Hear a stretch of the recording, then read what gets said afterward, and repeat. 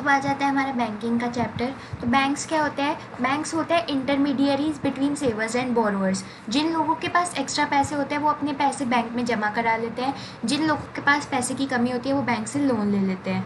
यही होता है बैंक्स का मेन जो फंक्शन होता है। कमर्शियल बैंक्स के यही दो मेन फंक्शंस होते हैं। क्या होते हैं कि वो लोगों से डिपॉजिट्स कलेक्ट करते हैं और दूसरों को लोन्स देते हैं। ठीक है। अगर कोई इंस्टीट्यूशन है जो सिर्फ लोगों से पैसे इकट्ठे करता है लेकिन उनको लोन नहीं देता, तो भी वो बैंक नहीं है, जैसे कि पोस्ट ऑफिस। सिमिलरली अगर कोई ऐसा इंस्टीट्यूशन है जो सिर्फ लोन देता है लेकिन उसमें अकाउंट नहीं खुला सकते, चेक वगैरह की फैसिलिटी नहीं देता, तो भी वो क्या कहते हैं, ये नहीं है, बैंक नहीं बन सकता। ठीक है। बैंक के लिए दोनों फंक्शंस बहुत इंपॉर्टेंट है।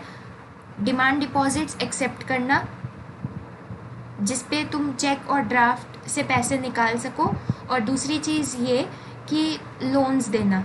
बैंकिंग कंपनीज एक्ट 1949 के मुताबिक ये बैंक के फंक्शंस है मेन। ठीक है।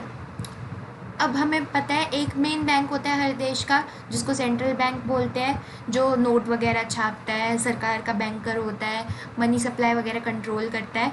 ये सब काम होते हैं सेंट्रल बैंक के। ठीक है। तो पहले हम देख लेते हैं कमर्शियल बैंक के कुछ फंक्शंस। कमर्शियल बैंक्स के क्या क्या फंक्शंस होते हैं? डिपॉजिट्स एक्सेप्ट करना। डिपॉजिट्स एक्सेप्ट करते हैं, 3 तरह के अकाउंट खोल सकते हैं हम, demand deposit, fix deposit, saving deposits. ये टाइप्स ऑफ अकाउंट्स में बता दिया था। ये क्या होता है? बैंक्स जो होते हैं वो हमें एक इंटरेस्ट देते हैं, हमारे जिस भी डिपॉजिट पर एक इंटरेस्ट देते हैं। वो इंटरेस्ट किस रेट पर मिलता है हमें? बोरोइंग रेट पर। बोरोइंग रेट क्यों कहते हैं उसको? क्योंकि बैंक ने हमसे पैसे बोरो किए हैं, तो बदले में वो हमें जो इंटरेस्ट देता है उसको कहते हैं बोरोइंग रेट। जिस रेट पे इंटरेस्ट देता है, 3% या 4%, जितना भी इंटरेस्ट देता है। ठीक है। डिमांड डिपॉजिट्स और टाइम डिपॉजिट्स, यानी कि डिमांड डिपॉजिट्स और एफडीज जो होती है। डिमांड डिपॉजिट्स में कौन सा आता है? अपने करंट डिपॉजिट्स और सेविंग डिपॉजिट्स दोनों ही आ जाते हैं डिमांड डिपॉजिट्स में। ठीक है। डिमांड डिपॉजिट्स और एफडीज में जो है डिफरेंस क्या है?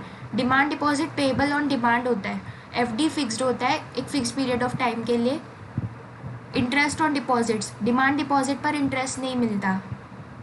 ठीक है। लेकिन टाइम डिपॉजिट पर इंटरेस्ट मिलता है, एफडी पर इंटरेस्ट मिलता है। अब देखो इस केस में इसने डिमांड डिपॉजिट में सिर्फ करंट वाले को इंक्लूड किया है, तभी क्योंकि करंट अकाउंट पर इंटरेस्ट नहीं मिलता ना, तो वो चेंज होता रहता है। कभी कभी डिमांड डिपॉजिट में करंट इंक्लूडेड होते हैं, कभी कभी यूजुअली सेविंग भी इंक्लूड कर लेते हैं वो डिमांड डिपॉजिट पर। तो इतना कुछ हार्ड एंड फास्ट रूल नहीं है डिमांड डिपॉजिट का। ठीक है ना। बस बेसिकली डिमांड डिपॉजिट कोई भी ऐसा अकाउंट होता है जिसमें चेक वेक काट सकते हैं। ठीक है। रिस्ट्रिक्शन ऑन विड्रॉल, कोई रिस्ट्रिक्शन ऑन विड्रॉल नहीं होती डिमांड डिपॉजिट में। टाइम डिपॉजिट में रिस्ट्रिक्शन होती है, पैसे सिर्फ मैच्योरिटी पे ही मिलते हैं, एफडी जब मैच्योर होती है तभी मिलते हैं। एफडी का पीरियड जब खत्म हो जाता है ना तो कहते हैं कि एफडी मैच्योर हो गई है। चेक फैसिलिटी, डिमांड डिपॉजिट में चेक काट सकते हैं हम, पैसे निकाल सकते हैं चेक काट के।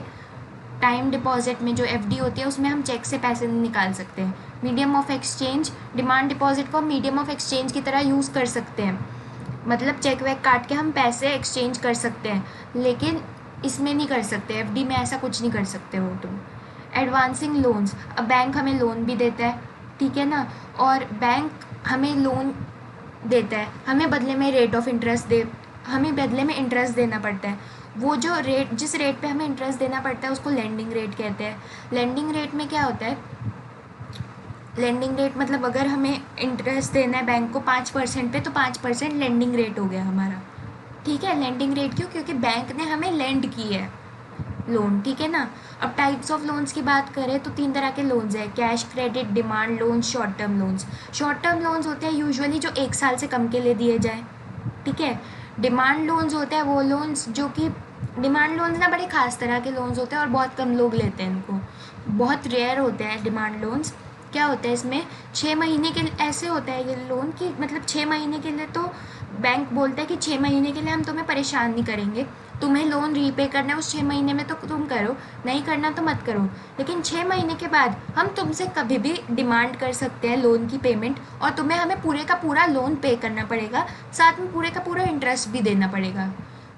दिखा ना, थोड़ा अटपटा सा लोन है इसलिए ज़्यादा लोग लेते नहीं है, कोई कुछ खास लेते ही नहीं है कोई भी। कैश क्रेडिट, कैश क्रेडिट में जो बैंक होता है वो एक लिमिट दे देती है हमें कि तुम जैसे 5 लाख है सपोज़, वो बोलेगी कि 5 लाख तुम्हारी लिमिट है, तुम इसमें से कितने भी पैसे निकाल सकते हो, तुम इसमें से कितने भी पैसे लोन में ले सकते हो, ठीक है ना। तुम इसमें से कितने भी पैसे विड्रॉ कर सकते हो। सपोज़ मेरी लिमिट 5 लाख है तो मैं उसमें से 4 लाख भी ले सकती हूँ, 5 लाख पूरा का पूरा भी ले सकती हूँ, मेरी मर्ज़ी है। तुम्हें जो इंटरेस्ट लगता है वो सिर्फ उसी पे ही लगता है जो अमाउंट तुमने निकाला है, ठीक है ना। उस पे नहीं लगता जो तुम्हें सैंक्शन किया गया। 5 लाख सैंक्शन किया गया तो 5 लाख पे नहीं लगेगा। अगर तुमने 4 लाख निकाले हैं उस अकाउंट में से तो तुम्हें 4 लाख पे ही लोन लगेगा। और हमें पता है कि बैंक लोन देने के लिए हमें बदले में कोलेट्रल लेता है हमसे। कोलेट्रल मतलब कुछ ना कुछ गिरवी रखता है हमारे पास से।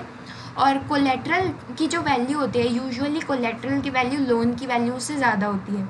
मतलब वो जो सामान गिरवी रखता है ना, उसकी वैल्यू जितने का वो लोन देता है उससे ज़्यादा होती है, ठीक है। अब बात करेंगे मनी क्रिएशन की, क्रेडिट क्रिएशन की।